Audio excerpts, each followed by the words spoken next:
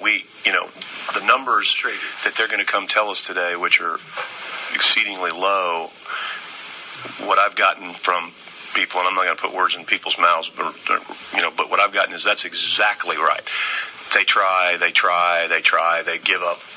They go live with their sister. They go do whatever. In Port Aransas, there's a program that some volunteers have put together that has been just a phenomenal success. I think they're up to about 25 now.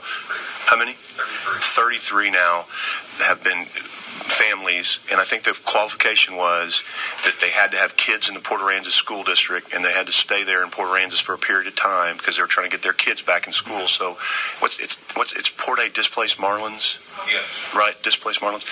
They, in a volunteer effort, have delivered 33 mobile homes to people in Port Aransas who needed them. 33. The volunteer effort has far exceeded the success of the government, who has millions and millions and millions of dollars.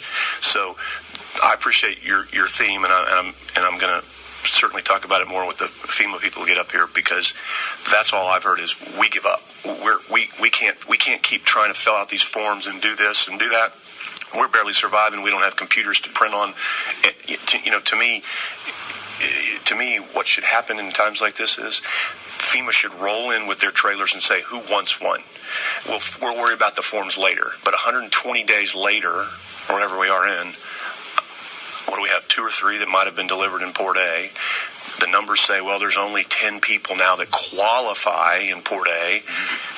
Well, sure, if you can't figure out how to qualify and you give up. And so I appreciate you expressing that, because that's what I've heard repeatedly from folks is, yeah, the numbers probably are low, but they're low because no one can qualify and get through the myriad of problems that it takes to do it.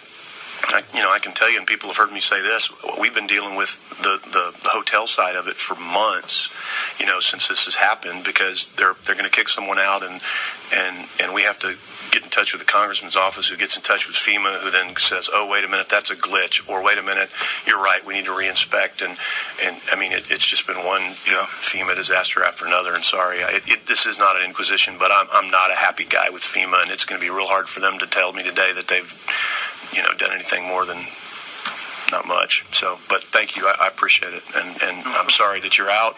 I'm sorry that but it doesn't surprise me. I mean, it's $43 million according to you sitting out there, and, they can't give you some advance money so you can pay people. I don't get that. And that may be a FEMA rule. I don't know what the GLO's rule. I think the GLO took a tar baby when they took this thing on. So I don't know. I'm still today, and I'll be the first to tell you, I come in with a real strong bias against FEMA, and I'm the first to tell you I'm going to be real hard to convince. My mind's not real open today, because I've lived this now since August 25th, not like the people in Port A or people in Rockport, but in trying to help. And my frustration with FEMA has reached an all-time high. So I don't want to kid anybody.